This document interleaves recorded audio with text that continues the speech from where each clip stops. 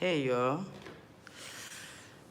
just having a cup of joe, waiting on the people to come and, finish up the work they need to do here. And just listening, I don't know what I do. But I can't go to bed right now because I'm waiting on these people to come. Hey, Luthel. How you doing? Good morning. Swoop like me. Hi. I'm fine. I'm doing fine.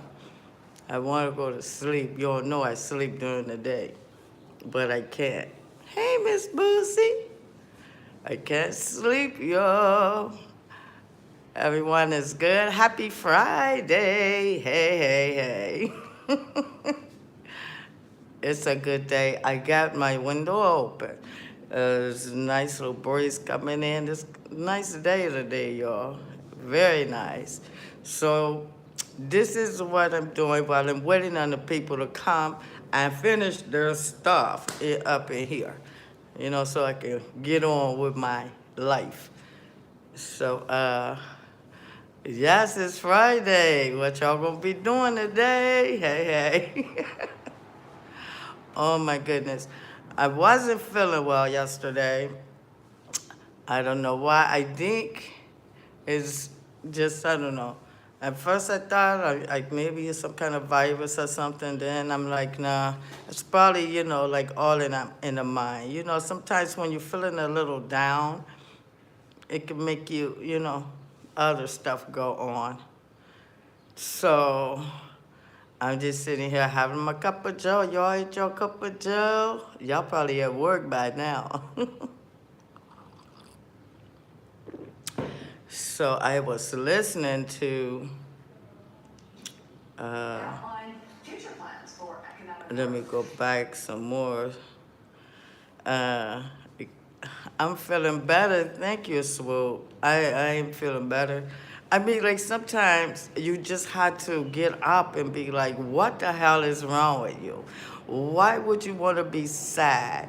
You got a roof over your head, you got food to eat, you getting ready for work?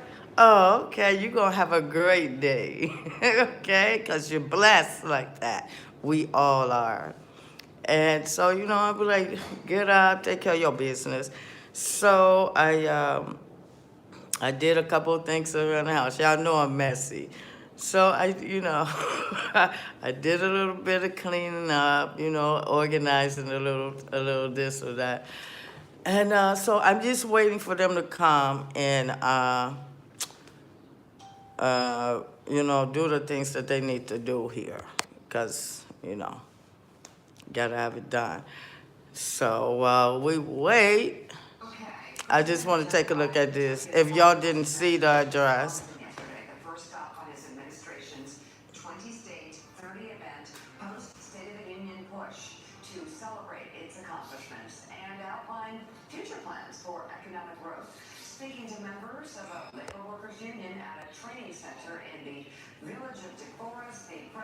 So I'm just saying the end results after the address is the union address.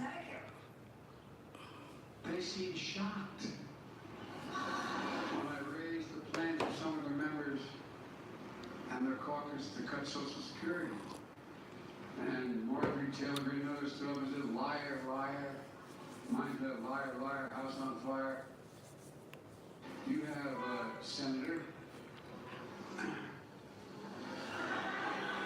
named Ron Johnson. Ron Johnson transfer everything. So we have to consider everything every year. Ridiculous. And then we found there's a senator named Mike Lee, who was also yelling, liar, liar, house on fire kind of stuff last night. Well, I didn't even know this, but they played a video showing it. So when I said they want, or I didn't say the whole party, I said leading Republicans want to cut Social Security and Medicare. And so they played last night something I didn't even know existed. A video of him saying, I'm here right now to tell you one thing you've probably never heard from a politician. It'll be my objective to phase out Social Security. Pull it up by the roots, get rid of it. Then he had that quoting just now. Medicare and Medicaid are the same sort. They need to be pulled up. Sounds pretty clear to me. How about you? Well, I remind you, the Rick Scott from Florida, the guy who ran the U.S. Senate campaign. He just put them all out there because they was talking about calling him a liar. I guess they forget what they be saying. He says all federal legislation sunsets every 5 years. If the law is worth keeping, Congress can pass it again. Social Security, Medicare, Medicaid. Wow. Listen, let me tell you something. Wow. That was not JFK. Right. It's all, at the inauguration, may not have been Reagan and the Brandenburg Gate. That's politics. Let me see. Let me text somebody, see what time he's coming. What time are you all guys gonna get here? Never anything more powerful than holding up your opponent's own. Good. Hi, Miss Wilder. Hi, I'm fine. The night before in protest. Gesticulating. And I mean, Mike Lee, my God. That face. Yes, I've had my cup of Joe. I mean, this is Jonathan Lemire. Okay, thank you, Miss Wilder. This fits perfectly. You have a beautiful day too, as well. Republicans are talking about things that nobody cares about, except their most intense, crazed base. And Joe Biden is showing how Republicans want to tear up by the roots. As he said, some Republicans, Social Security, Medicare, and it makes us don't have the courage to the rest of them to say it out loud. Is this what we're going to see for the next 2 years? A lot of this. When I was there in Wisconsin yesterday, first of all, anytime a president brings props, that's a win. So he did. He was able to show off the Republicans' own words. They tell forget what they say. Yeah, they forget what they say, and then they be saying in public. Yeah. You're welcome, Miss Wilder. Targeting the jobs, showcasing the jobs he's created, targeting economic policies to make people a little breathing room for those kind of workers, blue-collar workers. Many of whom don't have a 4-year college degree. They're creating programs for those people, and they're going to talk about real issues that they feel about each and every day. Get the people rallying behind them. Yeah. Smaller stuff too. The resort fees, the junk fees, the airline fees. Those got some of the biggest cheers in the room yesterday because again, people feel those. It was really a lot of states saying to me, this is what the next 2 years will look like. The president going on the road delivering these types of messages. Biden's a Bill Clinton there, right? Yes. To talk about school uniforms that we can sneeze at, but matter to. No, the people don't forget. And who their opponents are, don't forget either. So. You know what? It would not have worked with the state force, right? You count on.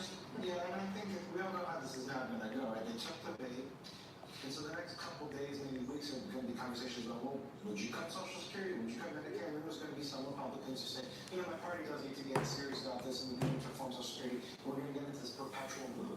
I will say one of the great sort of unforced errors politically looks to be this Rick Scott plan, which was released last cycle. By the way, no, Mitch McConnell. Yeah, Mitch McConnell. That's right, Boozy. They all lie. That's why I keep in touch. I try to keep up with their lies. Because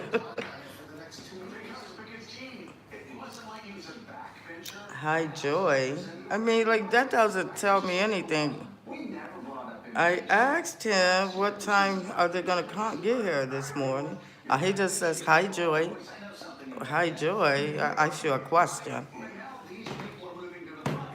You take a guy like Rick Scott. He was the most powerful Republican senator during the last term for running Republican campaigns. And he said, we're going to tax. Okay, let me pause this for a moment. Now, I don't know if I'm crazy or no, but why is with cutting Social Security, Medicare? The Social Security is like your retirement. You work all your life, you pay into this. So I don't get it. Like, you work all your life and then they decide if you are that if you should get monies that you put into. So I mean, like, basically, you're gonna fucking rob me? Like, it is so stupid. They are so stupid. We're going to tax the middle class, we're going to tax the working class, and we're going to get rid of Social Security and Medicare every 5 years and make a little bud on it again. It was inexplicable then why he did this. Why did he come out with this thing that was clearly beyond the pale in terms of American politics? And I keep wondering whether the Republican Party realizes it's just going to have to disown this thing at some point because Democrats are going to pound them with it. Well, the Trump came out and said, don't touch the entitlement programs. McCarthy's come out and said, don't touch the entitlement programs. But this pamphlet exists. It's there. It's something that can And by the way, here's the problem for Kevin McCarthy. McCarthy told them, He's a weak shitbag. don't play into it. McCarthy said, we're not touching Social Security, we're not touching Medicare. McCarthy, over the past couple, McCarthy goes, he has a respectful meeting with Biden. McCarthy is trying to be a mainstream speaker for at least for a little That while. just ain't gonna work. Stopping SSI, then pay you out on the spot, right? And then they're gonna do that. It is unbelievably crazy, y'all. I don't get it. Why are you playing with people's money? Like, it's not fucking yours to determine. This is paid into. That is a trust. For the people that's worked all their life, they paid into Social Security. It is ridiculous. I just don't get this shit. Leave people's money alone. They some fucking clowns. And I don't know. It's crazy to me. In a 6-hour House Oversight Committee hearing, the 4 former employees faced questions about the company's... Yeah, I'm sure you do. New York Post... I mean, I'm using mine already. I'm on SSI disability, so I'm using mine already. Man, come on. Concerns about hacked material as the reason for blocking the story. Twitter has since admitted... Or SSA, whatever they want to call it. I mean, like, that shit is crazy. Claims that the site colluded with the Biden campaign and the FBI to influence the results of the 2020 election. In fact, a former employee said yesterday that it was actually the Trump White House that tried to influence Twitter's content. What? After this is where we're at. After model Chrissy Teigen responded to this attack against her by the then president in 2019. You testified about a 2019 tweet that was about President Trump. And I think it's from Ms. Teigen. What was the tweet about? Would you like me to get the direct quote? Yeah. Please excuse my language, this is a direct quote, but Chrissy Teigen referred to Donald Trump as A pussy ass bitch. After Ms. Teigen posted her tweet, what did the White House do? What did the Trump White House do? from my understanding, the White House reached out to ask that this tweet be removed. Yeah, this is deep. And another moment yesterday, that same former employee revealed that her bosses changed Twitter's internal rules. Megan, I know something about this. Yeah. A lot about this. To accommodate Trump's hateful rhetoric against immigrants. tweet posted by former President Trump about my colleagues and I on July 14, 2019. It says in part, quote, "Why don't they go back and help fix the totally broken and crime-infested places from which they came?" My team made the recommendation that for the first time we find Donald Trump in violation of Twitter's policies. At the time, Twitter's policy included a specific example when it came to banned abuse against immigrants, as they specifically included the phrase "go back to your country" or "go back to where you came from," correct? Yes, that was specifically included in the content moderation guidance as an example. You brought this up to the Vice President of Trust and Safety, Del Harvey, correct? I did, yes.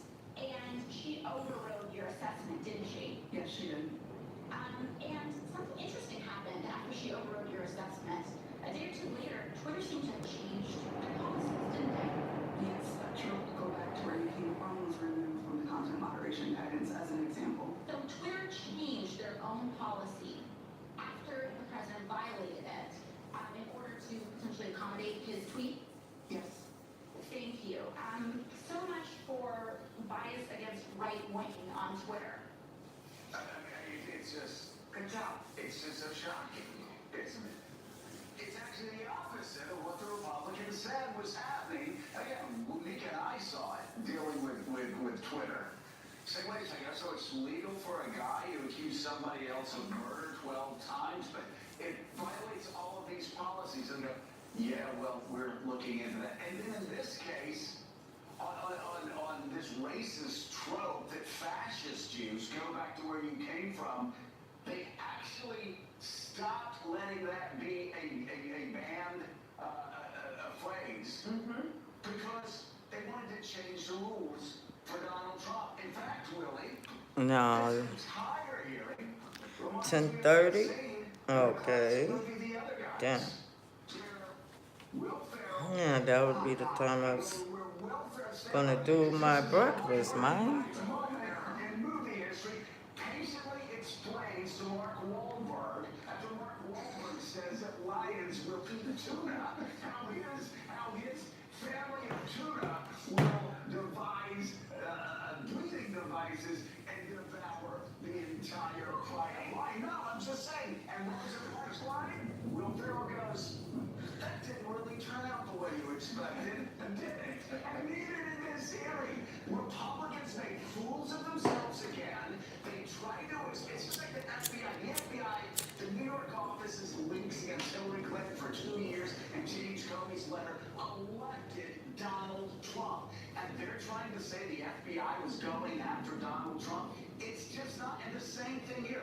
They keep doing these things that never turn out the way they expect. And Will Ferrell also said, as he flipped that on Mark Wahlberg, guess what? Now we have a taste for lion. Speaking of the tuna, now we're coming to you. Turn the tables. We tuna, we're coming at you. We've lost so many people with these records. I'm telling you, if you dive deeper into the Twitter's What's the other guys? huge Oscar snubs, right? We can talk about that later. Jen, as you watched these play out, as someone who was inside the room as a lot of this was happening, so much of this for conservatives is based on a New York Post tweet about Hunter Biden's laptop. But as Congresswoman Ocasio-Cortez and other Democrats exposed yesterday, there was a lot going on within Twitter that allowed everything that ran up to January 6th. Exactly. I'm not going to quote the other guys. I have no more quotes to offer. But I will say the largest issue here, and if you were running a local political campaign and you're running ads on television and you say something inaccurate about your opponent, guess what happens? Your ad gets pulled down.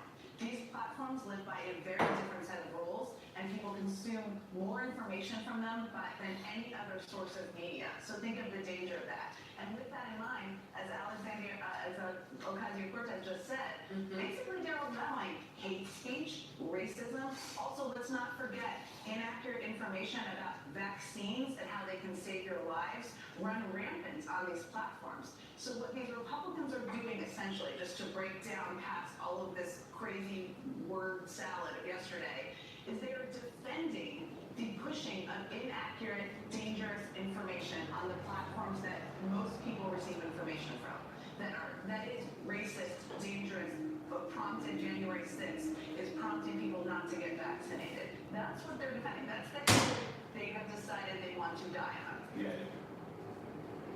Brandon Johnson is Die they will. And die they will. and drive jobs away from Chicago. Brandon Johnson has changed the works. Yeah, that's kind of how things go with with them.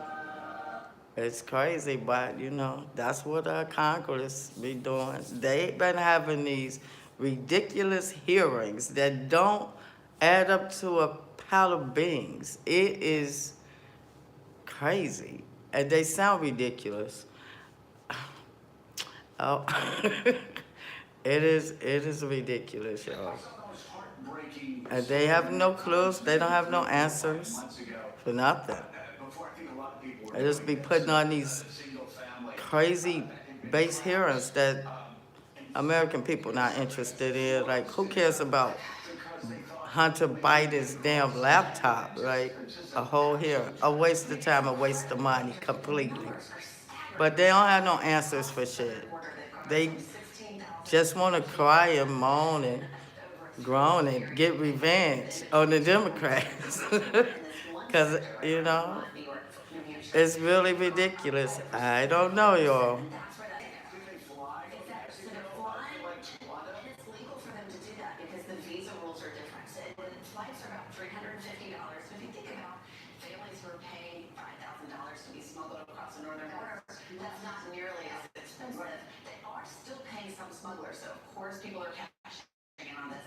They're paying about $2,000. Yeah, it's terrible. Across the border right now. You hear about some other nationalities maybe getting in, but with Title 42, the largest nationality that's pushed back into Mexico are Mexicans, and make up 60% of those rejected. But it's a lot easier for them to get in from Canada. But unfortunately, they're rolling the dice because these conditions are so bad. Is to prevent them from taking this journey. I mean, obviously, some of it has to be communication, just about how perilous it is, but how do you effectively communicate that to these people? Well, I mean, the border patrol is there, but it is so small in comparison to the numbers that we have on the southern border. Of course, you barely fund what happens on the northern border because we don't talk about it as much. So there are people who can arrest them and apprehend them, and they can be deported. So they're running into those same deterrences that they would have on the southern border. But you're right. I think that this could be a growing trend because it's easier, and for those who can make it, the word gets back. And we know that people can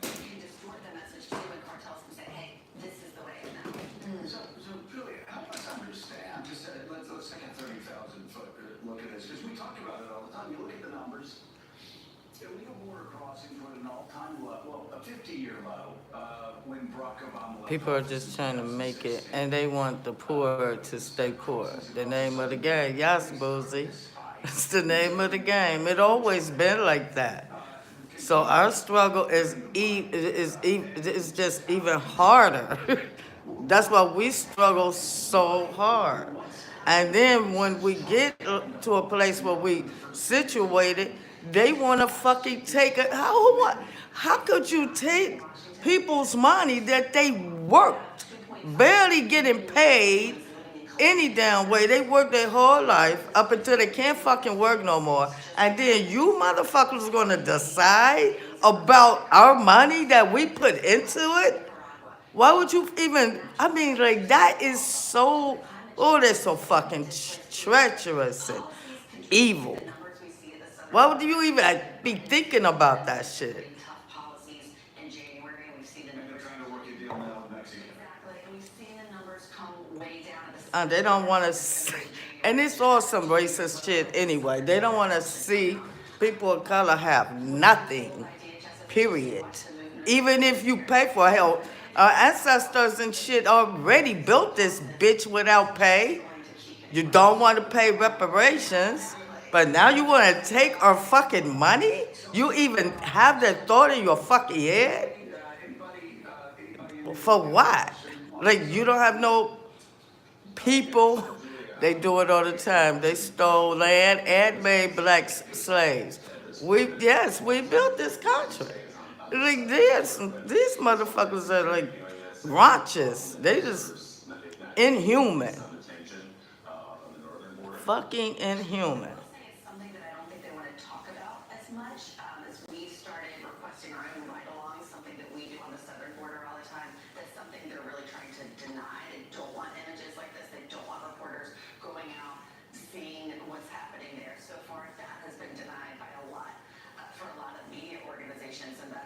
frustrating because I don't think they want the attention on this. But I think as these numbers rise and this conversation keeps happening, we're going to have more access, talking to these migrants and getting there and showing what's going on. And then that could put pressure for more money. The issue right now is Republicans don't want to give the Biden administration a dime for any kind of immigration enforcement, and it actually just makes the problem worse. Hey, Julia, in terms Yeah, they are some fucking weird ass like fucking people. Like they just, and I mean, they so bolded. Like, why you keep wanting to fuck with other people's money that they work for? Like, whew. And oh my God, like what? And by Biden, he put their ass on the chopping block because they'll fucking say, no, we not touching that. No, we not doing this. You're fucking lying. But what they forget is when they go in public or to they base and be talking all that shit, they want to deny it. Unbelievable. Biden got their ass this time. I got to say he did okay. He did okay this time. Work as they should, meaning that they need ammunition. He called their ass right out. They have only received that they need spare parts. We've heard there may be a need to move to more Western style weapons. Well, we need to help them. I help them and work with that on the transition from Soviet era equipment to NATO equipment and NATO doctrines and standards. But this has to be a transition because they have a lot of old Soviet era. Yeah, and they need that. They need to use that. So we need to switch from one system to another in the midst of a war, which is quite demanding Talk task. about the extraordinary moment that NATO is passing through right now. Zelensky, he's moving around. Like, we need y'all. We need y'all shit. Now he wants planes. So I think he's gonna get planes. Now, some fighter planes for Russia's ass. Russia's these fucking monsters. Now dictators, authoritarians. Just go picking on fucking countries. And so far, 28 out of 30 allies have ratified in their national parliaments. And this is the quickest accession process in NATO's modern history. Right. So we have some more work to do, but I'm confident we'll end up with both as full members. David, Inspector General, if Turkey doesn't speedily move to this final step, will NATO just go ahead? You said that they're basically there in terms of the accession agreement. Will you just go forward so that Sweden and Finland will be a part of the alliance, even if Turkey hasn't signed off on it? Well, they are already very much a part of the alliance because as soon as the accession protocols were signed, they achieved what we call an invitee status. So they participate in NATO meetings. They are on both military and civilian meetings. They are more and more integrated in our military and civilian structures. And NATO has increased its presence in that part of Europe. And allies, including nothing. So It's already happening. It's very much happening already, but of course it is important to finalize the whole process with the ratification in the Hungarian and the Turkish parliaments. Let me ask you one more question. President Biden yesterday said something that was striking, which was basically Russia has lost this war. And I'm wondering whether you share that view that for all the tough fighting that's ahead, it's now impossible for Russia to win. Do you believe that? So President Putin made at least two big strategic mistakes when he invaded Ukraine. Mm-hmm. He totally underestimated the Ukrainians, their strength, their courage, their will to fight. And then the other big mistake was to underestimate NATO allies and partners are huge. Yeah, you underestimated NATO. Support Ukraine. Oh, luckily Biden. Lucky Biden became president because Trump, that frumpy fucking bitch head, just totally got out of NATO. There's been extraordinary amount of unity, a lot of American leadership. I'm like, oh my God, hope we don't get into a war. In terms of supporting Ukraine, everyone I speak to says this is going to be a critical year, and things have gone better than people had expected for Ukraine up until now. But in a sense, Russia gains the longer this goes on. not gains because it depletes Ukrainian forces, it depletes Western morale and ability to continue supporting Ukrainians in the way that they have been, and that actually, if you look at the course of the next year, I'm gonna go in this kitchen. I'm getting hungry, y'all. It's got all of these troops now. They're I'm massing all supposed to these be decides sleeping that right the now. chaotic conscription effort did seem to have produced something. Are you concerned about the next year? Think about it. Putin had to go to prisons to get the next round of his troops. So it's important that we recognize and celebrate. We have just come through two critical tests. Putin, having failed to win on the battlefield, decided to attack the civilians of Ukraine by Damn. all of their electrical infrastructure, trying to plunge them into the dark and cold, cut off their water. And instead, the will of the Ukrainian people to continue fighting, as the Secretary General said, continues stronger than ever. And he also cut off energy supplies to Western Europe, assuming that would break apart our alliance. We've come through much of the winter so far stronger than before. I think this is President Biden's strongest chapter of a strong 2 years of leadership. Our NATO partners, our allies are stronger and with us than we've ever been. The level of investment in NATO defense and in support for Ukraine, yes, this is going to be a tough year. This is when Russia's massive size and their style of fighting war of just throwing men into Did they say? into punishing artillery attacks. So we have to be determined. Did they say when the people were gonna show up? Oh yeah, send me a text back finally talking about 10:30, and I'm getting hungry. This is the front line. So, cause actually I should be sleeping right now, Not just for Ukraine, not just for Europe, but for the world. You talked but I gotta wait cause I need this done. Shoulder to shoulder. How are your Republican partners in the Senate? Mitch McConnell, John Thune, leadership, rank and file. Are the Republicans still with the president? Do they still believe like you believe, like I believe, I think all of us on this table believe that Ukraine is a front line of freedom, and it does shape not only the next decade, but the way the world looks at this. Senator McConnell, the Republican leader in the Senate, has been very clear and very forceful on this. Right after President Zelensky's speech at the end of last year, he gave some remarks on the Senate floor that were very clear about how important, how critical this fight is. Now, there are some voices at the right and left margins in the House saying, why so much money, looking at the cost. I do think we're going to have to demonstrate more and thorough transparency. The Ukrainians know that. Right. Our embassy there knows that. Our military, their military knows that. They've already been coming forward. But you still feel confident that the funding will go there? We provided enough funding, $45 billion in appropriations at the end of last year, to ensure that both economic and military support will continue far into this year. And I believe the American people will hold strong in support of Ukraine. Senator?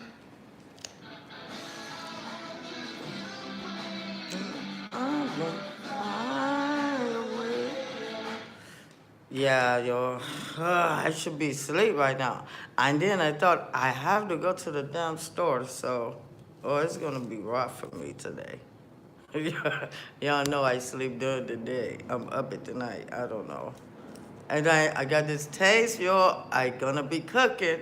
I got this taste. I want me some trout, and I wanna make me some pasta, some spaghetti.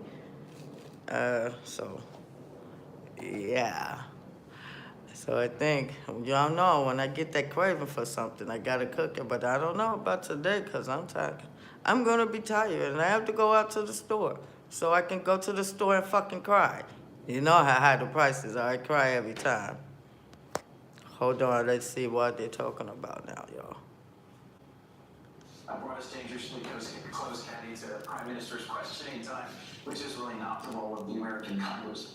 He had a lot of good news to deliver to the American people about what's gotten done in the last 2 years, about what's being delivered to strengthen the backbone of America, the middle class. I hope he's going to run for re-election. I intend to fully support it. That's a decision he's going to make and announce on his timeline. If he has to, Chris, should I run again? Yes. Absolutely, yes. Very good. So, let me ask you about the view of America from Europe and also our NATO allies. Sometimes whether it's David or Gotta hit the like button for me. we'll hear leaders say quietly, away from cameras, well, yeah, America's here now. Are you going to be here 2 years from now? Are you going to be here 3 years from now? Because, of course, Donald Trump, the last president, didn't think much of NATO and was actually talking about getting out of it at some point. Do you have a sense of confidence that the United States of America is going to be a reliable ally, not just over the next 2 years, but over the next 20 years? Yes, and I have that partly because we have seen that so clearly demonstrated throughout this war in Ukraine, where we have actually seen strong U.S. leadership and strong bipartisan support for the great support from the United States to Ukraine. But we've also seen how important it is that North America stand together. And that's of course important for Europe, but I also strongly believe it's important for the United States.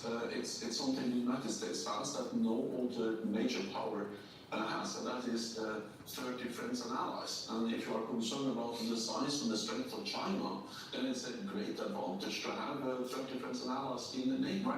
Together, we, all NATO allies, represent 50% of the world's economic might, of global GDP, and 50% of the world's military might. So, in a more dangerous, more unpredictable world, it's even more important to have friends and allies. Fix myself something to eat. Let me ask you about one more member who seems Oh, see, I gotta go out to the store. Hey, yo, Chloe. Hey, honey. Happy Friday to you. I know y'all wondering, what is she doing still up? weight, hanging over them. I personally think they made some pretty bold moves over the last year. Some very positive moves, but it seems that Germany's kind of getting kicked around a good bit inside and outside of Ukraine. Is Germany doing enough? Should Germany do more? Should we be grateful that Germany's made the moves they've made over the past 11 months? So Germany has significantly increased their support for Ukraine, and if you look at the total numbers of NATO allies, in total have delivered roughly $120 billion in military, economic and financial support to Ukraine. More than half of that is coming from Europe and Canada. And Germany is a big part of that again. And that's because Germany sees the dangers that if President Putin wins in Ukraine, it's not only a tragedy for the Ukrainians, but it's dangerous for all of us. Right? Because it makes the world more dangerous and us more vulnerable. And that's also what they see in Asia. I visited South and East Asia last week. And they see that if President Putin wins in Ukraine, that sends a message to Beijing that the use of force is actually a way to achieve what they want. So this is really in our security interest to pay for supporting Ukraine. You guys were just talking off air about a Congresswoman, Nancy Mace, who had a few choice words. Was this at the press club?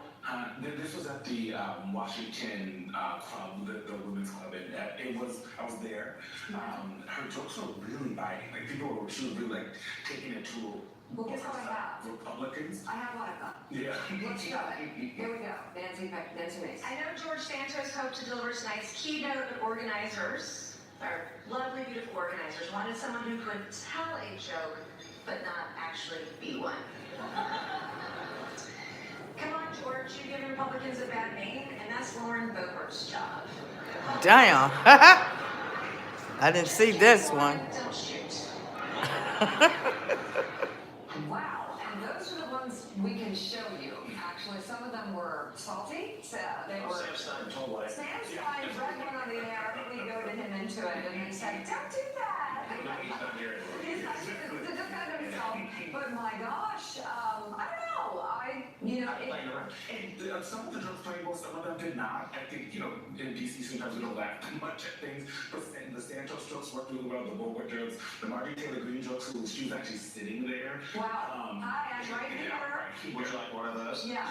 She says about Marjorie Taylor Greene, who you say was there wearing her infamous coat. Recently, there's been a lot of talk about anti-Semitism, but since Marjorie Taylor Greene started behaving, the rate of Jewish space laser attacks is now 0. I'll let you take it from there. Final thought. Yeah.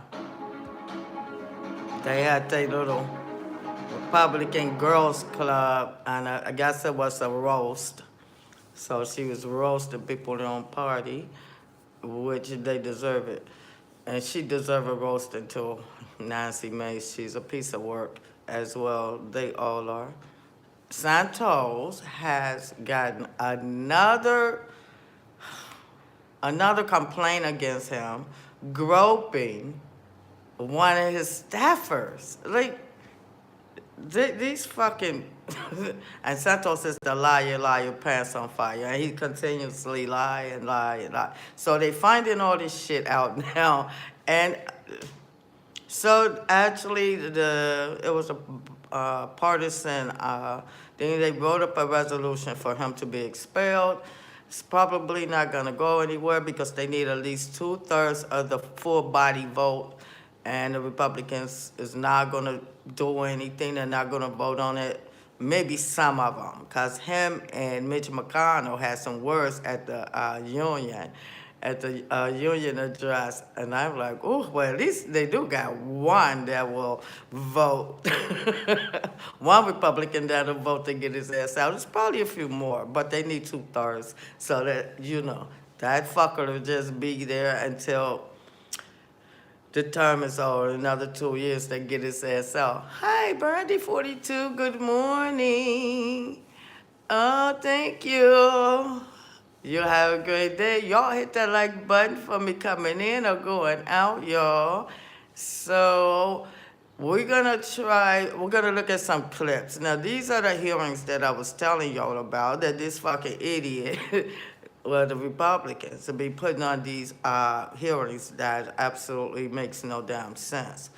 And so I'm gonna try to find the good ones where the Democrats just blast their ass. It's like, they just so damn foolish. I mean, they are shameless fucking people. They are fucking shameless, seriously. In 2022, the highest number ever recorded in a single year in our nation's history. 251,487, the number of illegal migrants encountered by CBP on the southwest border in the month of December of last year. The highest monthly number ever recorded. 8,100, the average number of illegal migrants encountered per day on the southwest border in the month Thank of you, December Brandy. 2022. Thank you. 717,000. I'm just waiting to go to sleep, but I got the people have to come in and do some things around my tiny house, well, my tiny apartment, or my tiny space. Have successfully crossed the southwest border since President Biden took office. 856. I can't stand hearing his fucking voice. He's a asswipe for real. I just be like, oh, because they don't be making no sense. Number on record. 98. Look, he's a goofy fuck. And he think he really be doing some shit. Yet another record set by the Biden administration. Let me see if I can find where she's absolutely. It's my mansion, though. Yeah. I'm just waiting because actually I should be asleep right now. I may go ahead and do a breakfast. I'm kind of hungry. Let's see what this Democrat is saying after this clown finishes his obnoxious bullshit.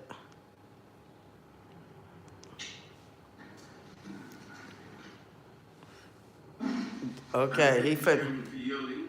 I wish this committee was starting off on a different note. Unfortunately, this hearing is more of the same haphazard, chaotic style we have come to expect of this new Republican majority.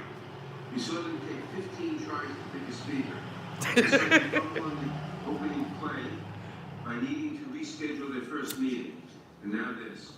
The first hearing will showcase the racist tendencies of the extreme angle Republican wing of the party that seeks to close the border to refugees from places like Cuba and Venezuela.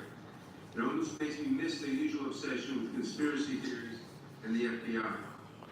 Furthermore, this this hearing appears to be the latest spat in an ongoing turf war between Chairman Jordan and Chairman Comer. As we all know, Chairman Jordan's plans for his select subcommittee cut deeply into Chairman Comer's jurisdiction. Not to be outdone, Chairman Comer announced that the Oversight Committee will hold its first hearing on the subject of immigration, a topic that is squarely in this committee's jurisdiction during the week of February 6th. Turning the tables on Chairman Comer once again, our majority hastily threw together today's hearing to ensure that we beat the Oversight Committee by a few days, without the government witnesses that the Oversight Committee had time to secure, of course. I suspect this hearing is also intended to distract from the fact that Republicans have failed to pass any meaningful legislation in their first month in the majority. Yeah, right. As we all know, as part of the rules package for the House, Majority Leader Scalise included 11 ready to go, in quotes, pieces of legislation that were set to completely bypass regular order. Many of those fell under the purview of the Judiciary Committee. It appears, however, that these bills were anything but ready to go. Right. Republicans are unable to pass four of the bills that were exclusively or partially under this committee's jurisdiction. Most relevant to today's hearing is H.R. 29, the Border Safety and Security Act of 2023. This legislation has been described as, quote, not Christian, anti-American, and trying to ban legitimate asylum claims. And those are not my words. Those are the words of Republican Congressman Tony Gonzalez of Texas. And he's not the only one. According to the Washington Post, dozens of Republican lawmakers have raised concerns about the scope of this legislation. Now let's turn to today's hearing. There is no doubt that the majority of their witnesses will use the same extreme rhetoric we have come to expect from them. They will tell us that the southern border is open, that President Biden and Secretary August opened it deliberately, and that it is mostly migrants who are smuggling drugs across our southern border. Of course, none of those statements are true. Yes, significant numbers of individuals are arriving at our southern border, but the Biden administration actually expelled over 1.1 million people last year and recently expanded the use of Title 42, much to the concern of many of us here on the committee. Additionally, the vast majority of drugs we seize are encountered at ports of entry. In fiscal year 2022, only 17% of illicit drugs, including 15% of all fentanyl, were seized between points of entry by the Border Patrol. The rest were seized by the Office of Field Operations, who are stationed at ports of entry.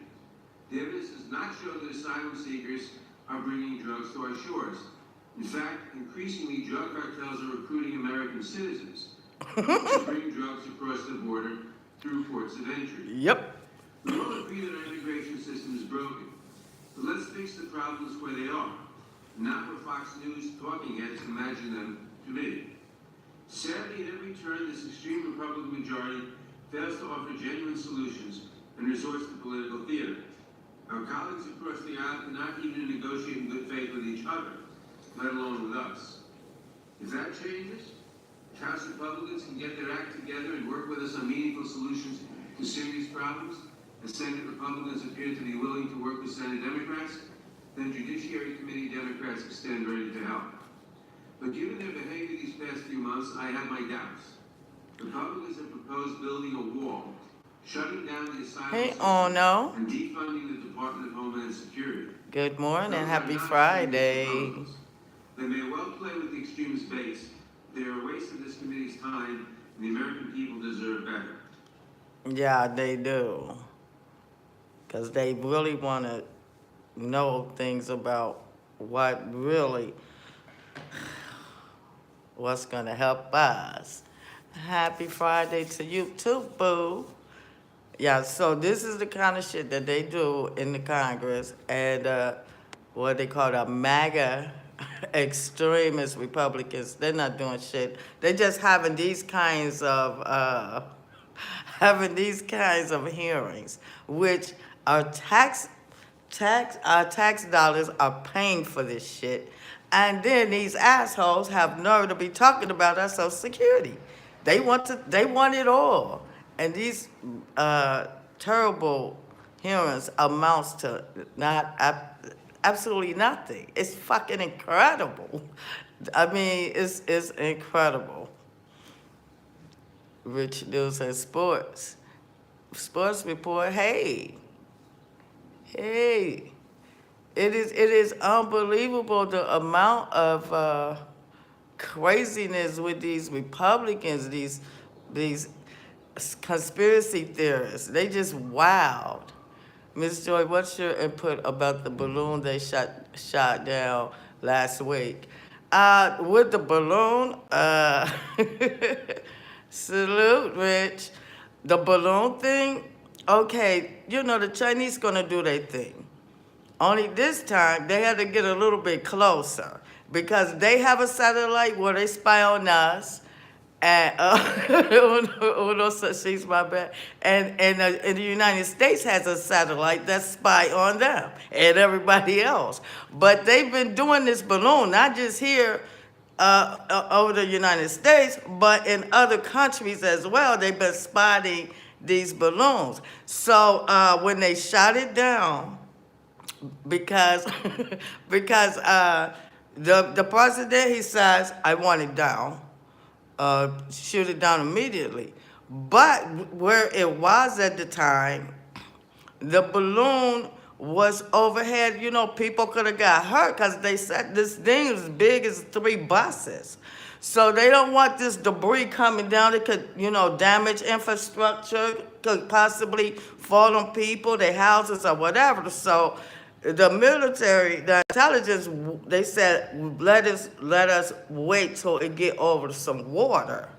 And then so once it traveled this way over some water, they shut it down. And then, and that was to have be kind of precise because they wanted to get the intel because it's basically a spy balloon.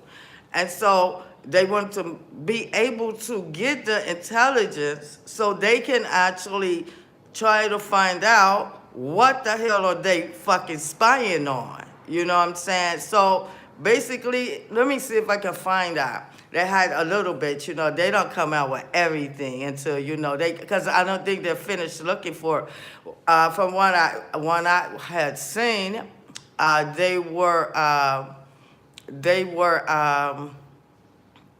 had some divers because they got some of the stuff, so they're going down to try to figure out if something fell down. But so far, they have gotten some things, and so what they're saying is it was trying to spy on communications, possibly your phone calls and everything, but it kind of hovered over where our nuclear sources are. So, the Chinese. I mean, everybody spies on everybody, but they use satellites. For some reason, China wants to, and most of the time, China steals our inventions. They steal that shit. But, so that's probably, they could have been looking for that, or they could have wanted some intel on,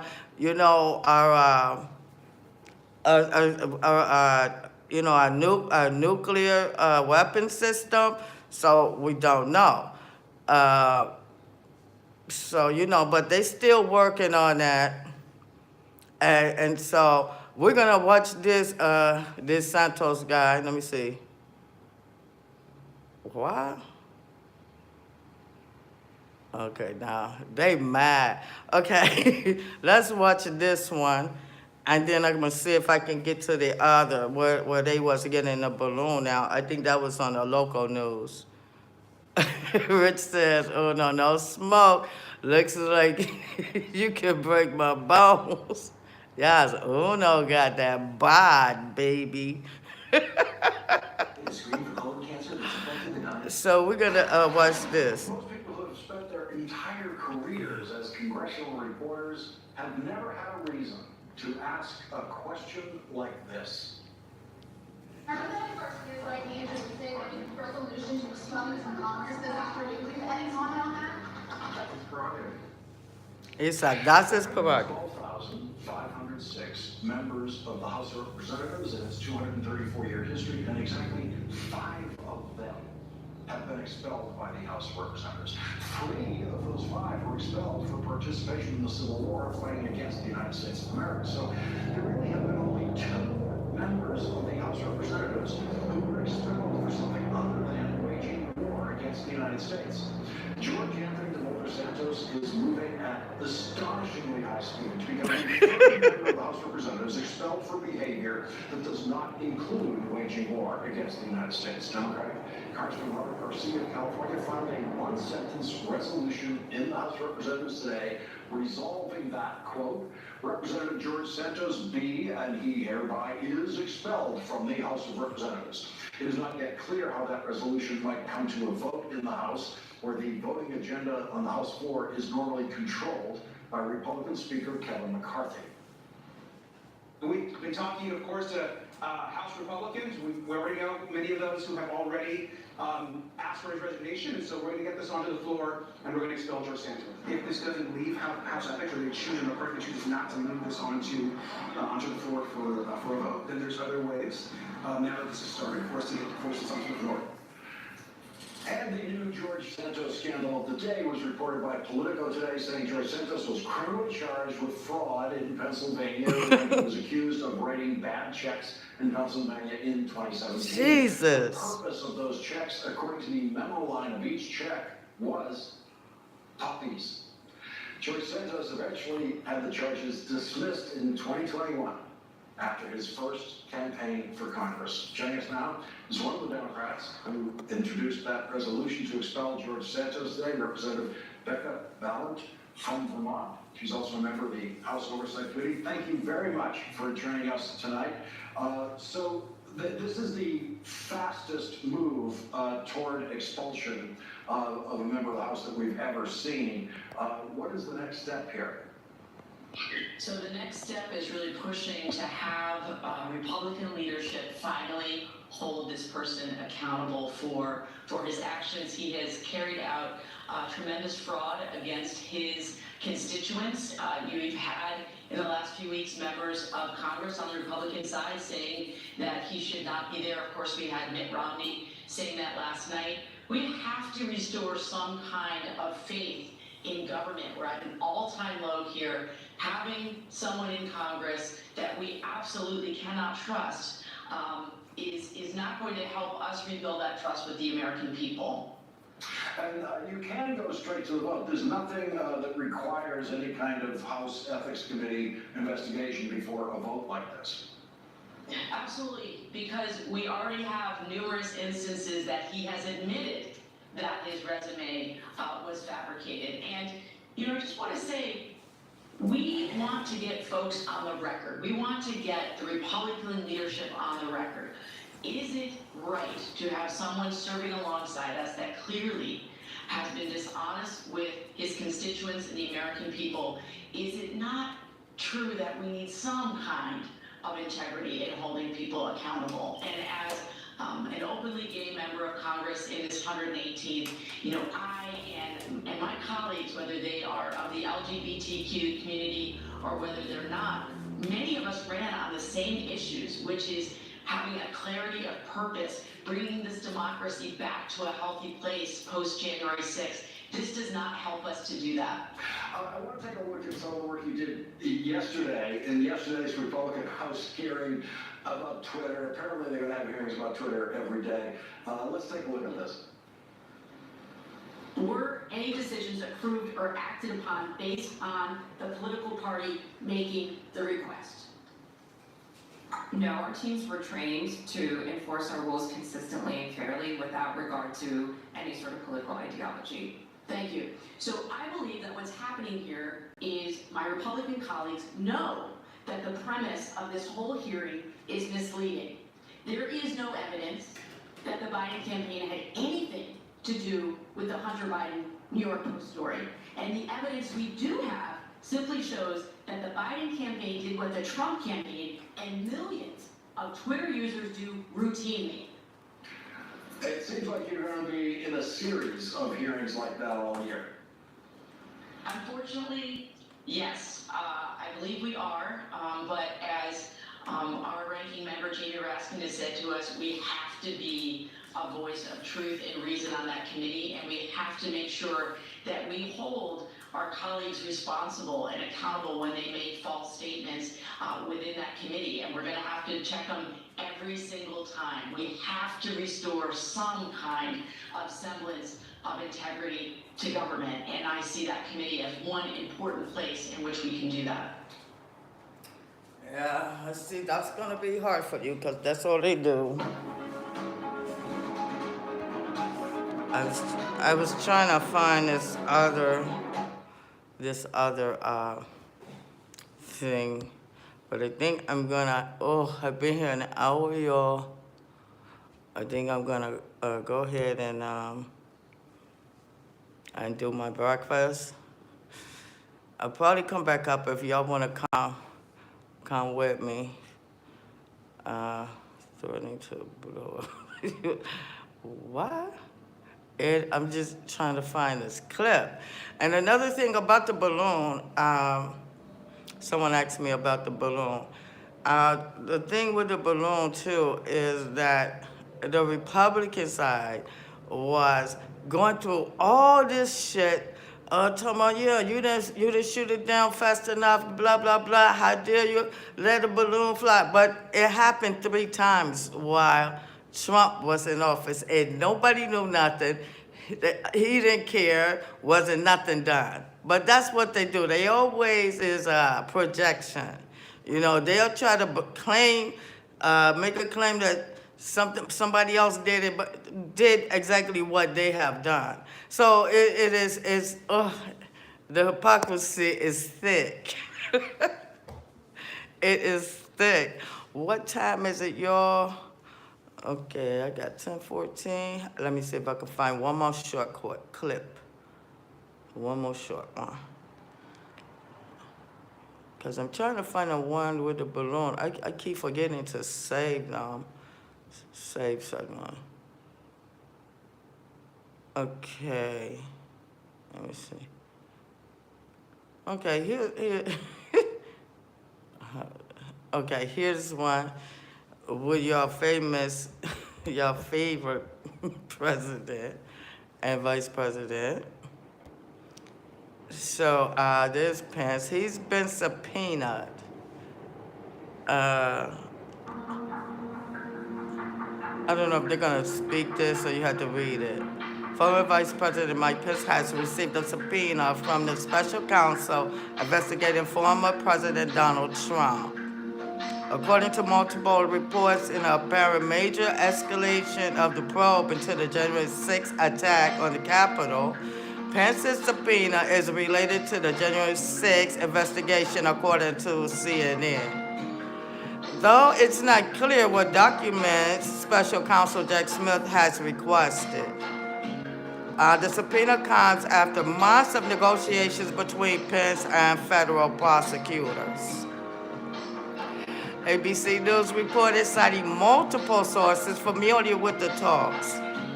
The Justice Department spokesman for Trump did not immediately respond to a request for comment from the Forbes. What that means is they have subpoenaed the former Vice President Pence, and they're gonna be, I can only imagine Trump will be indicted soon for his whole role in the January 6th, trying to overturn the election and all the fucking stupid, crazy shit he does, and has done, and more than likely still doing. So he has failed in the courts and everything. He got, one judge sanctioned him for over $1 million, almost $1 million for frivolous lawsuits. That is my daughter. She passed away in 2015. That's my baby. That's my oldest daughter. That's Akia. So she passed away in 2015. So I keep her out there so I can talk to her every day. You know? Gotta keep in touch. You know, she's like my inspiration. I come come out of my room, and I say, "What's up, girl?" And I can hear smiling at me. What's up? What's up, Mom? You know, thank you. God bless you too. No, yeah, that's my thing. She takes up a whole wall just about in my tiny space. Yeah, that's my baby. I had to take care. She left 3 beautiful girls. They was kind of young when she left, when she passed on, and I took care of them until they got older. And so here I am. Thank you. Isn't she? She's beautiful. She's beautiful, but she's something else. They say, "Oh, she's just like you, Mom." I'm like, I don't think she. I don't think so. Yes, she's an angel. Yes, in God's kingdom. hmm That's who looks over me as well as my God. My God and her, they look over me, my mom, So I keep her out there. Wherever I go, she goes. Like I make a move somewhere, to live at another space, she always comes with me. So, because I don't want to ever forget what she looks like, because when I see her there, I can have a whole conversation with her, especially when I'm, mentally kind of drained or not feeling well. I can have a whole conversation with her, and I can be cooking and everything. She keeps me company, you know what I'm saying? And I just, I tell her all my problems. Yeah, I tell her all my problems, even things that I don't tell the other kids. It's just, it is comforting because I know she's here. She's always there. And you notice, when I'm in this small space here of my apartment, I get her up there so that she can be standing right over me all the time. If I'm here, if I'm sitting here, like I am now, she's standing over me. And I like it like that, because I know she's saying, "Hey, keep your head up. Look up, look up, look up, Mom." So it's a beautiful thing. And it keeps me kind of jovial. And that's, it's a thing. It's a thing, y'all. Thank you. It is a beautiful thing. I think these people are coming. It is 10:20. He says about 10:30. So I am going to, I was thinking about I'll probably come back up, but I have to go to my other tiny space, which is my kitchen, which is like only 1, 2, 3, I'm in the kitchen. 3 steps up in the kitchen, y'all. So I'm trying to set up in there, and because they have to come up in here, so I don't want them on the camera just in case I come back up. So I can go in the kitchen and maybe cook. I got a taste, and so I really do not want. I want to eat. I feel a little bit hungry.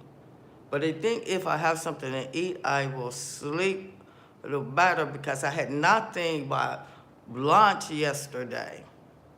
And so that's been a whole lot of hours. And then I kind of felt sick. I vomited and everything. I don't know if I got too hot or, I don't know what was going on. So I haven't had anything since yesterday. So it is time for me to have something. But this is gonna be the kicker. See, I want some fish and I want some pasta. Make me feel better. Narcissistic government, yeah. Yeah, yeah, but then it's gonna be really late before I'm able to eat again. And because of my fast, I'm totally off my fast system right now. So, but I am feeling a little hungry, and I only eat when I feel a little hungry. So, yeah, I probably will do some breakfast. Got to do some. I want some pancakes, y'all. I think I want to do some pancakes. Yeah. So I'm gonna do some pancakes. I'm gonna let y'all go, and I'm gonna probably come back up.